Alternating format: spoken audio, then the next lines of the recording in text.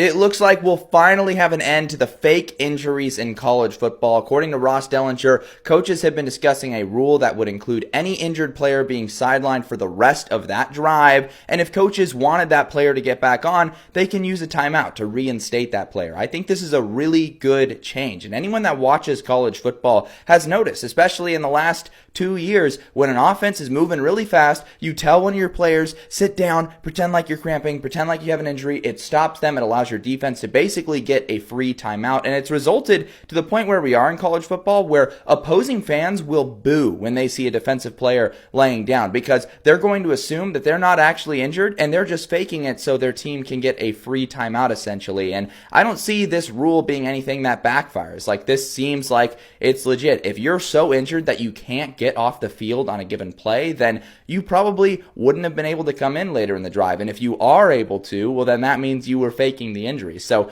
there's incentive here to not do that. Otherwise, you're forcing your coach to use a timeout if he really wants you to come back in on the play there. So let me know down in the comments what you think of this rule. I think this is going to be a really good change, a positive change for college football. And you can't say that about every rule they try to reinstate these days.